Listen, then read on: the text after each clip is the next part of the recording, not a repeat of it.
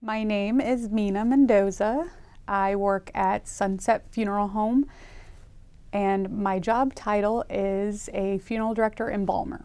So what I do day to day is I meet with families that have recently lost someone. I plan their funeral, I run their service, and I just do all of the paperwork, contacting the minister, contacting the cemetery, ordering the vault, ordering the casket if we don't have it on hand, and just making sure all of the details are squared away for the service. For a funeral director's license, you do have to get, most of the time you can just get your associates. There are options to get your bachelor's degree. I went ahead and got my bachelor's degree because I already had an associate's by the time I decided I wanted to do this. So I figured might as well go get my bachelor's rather than 2 associates. My bachelor's degree is actually in mortuary science. What made me get into this is I actually stumbled upon a book. It was a book written by an 80-year-old mortician. She talked about all of her experiences, the good, the bad, everything that she kind of went through was kind of compiled of all of these short stories. She just pretty much, I read the book in super fast in like 2 days, and after I finished I was like, this is something that I might consider. So what I did, I went to go speak to the local funeral home in my hometown, and she was the one that really pushed me to kind of get into this. She sat me down, she said, I really think that you would be good at this and you should really try your hand at it. So that's what I did. I applied to mortuary science school and I was in college in like 2 months.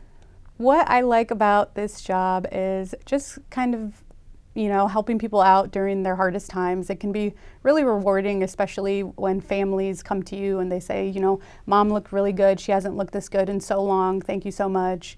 Or, thank you for helping us in this terrible time. We couldn't have done it without you. I think that is definitely the most rewarding part about this job.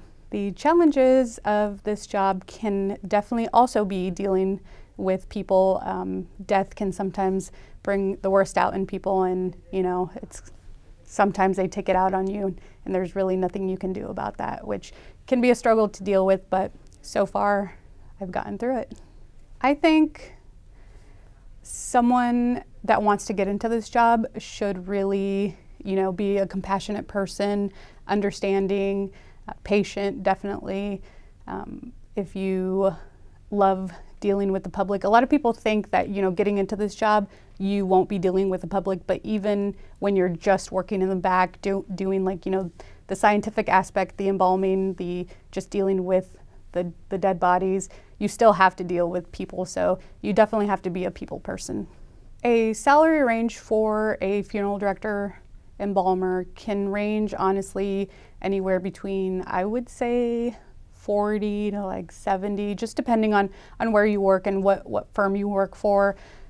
Sometimes, funeral homes can be like smaller and family owned, and you probably might not make as much as, if you were in a big city like in Chicago. So it just depends. It varies, definitely. Embalming is the process of preserving a dead human body. So that process, I guess, just to explain it a little bit, is we make a about 2-inch incision right on the collarbone. What we do is we raise the common carotid artery, or the common carotid and the jugular. We then go ahead and inject embalming fluid in through the common carotid, and then from the jugular, the blood comes out. The embalming fluid replaces the blood, firming up the tissue, and again, preserving the body for viewing, and it kind of sanitizes the body as well, through, the body can have any infectious diseases. That kind of aids in kind of settling all of that down. Here at Sunset Funeral Home, we do own and operate our own crematory. So I personally do cremate. We also cremate pets for people. So we do have a pet industry called Cherish Companions, and people, when they lose a pet, they give us a call and we will go ahead and handle the cremation for them. I would recommend high schoolers take a lot of science classes. When I went to college, I did anatomy and physiology, chemistry. We had to do pathology, Pathology 102, and then we had embalming classes, which can be a lot of science. So I would definitely say brush up on your science before you decide to do this. Usually through your college, they do require kind of like an internship period, and Sunset Funeral Home does take interns through school, and that can range anywhere from a couple of weeks all the way up to a couple of months. I actually did do my internship at Sunset Funeral Home, and that's how I got this job. I would say before you consider doing this job, definitely go to your local funeral home, sit down with the local funeral home or local director and ask them any questions that you have. See if you can job shadow for the day. It's not something that everyone is cut out for. Also, something else to consider if you're wanting to do this job are nights on call. You can get called out in the middle of the night, at 2 a.m., 3 a.m. You miss holidays, you miss birthdays, you miss weddings from being on call. So that's kind of a big factor to consider before you decide you want to do this. Being on call means that if someone passes away in the middle of the night or any time after business hours, the coroner, the hospital, nursing home, or like a hospice nurse will then give you a call letting you know that a decedent has passed away and they are wanting to use your funeral home. So from there, you then get up again, even if it's 2, 3 in the morning, you get up, you put on your suit, and you go to wherever that's at. It can be 45 minutes away. You bring them into your care.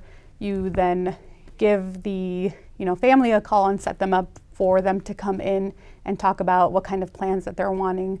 Your call schedule can range anywhere from, I know some directors that are on call every night. My call schedule is a little bit more lenient. I'm probably on call, I would say maybe 11, 12 times a month, half the month. I get 3 days off every other weekend, so it works out for me.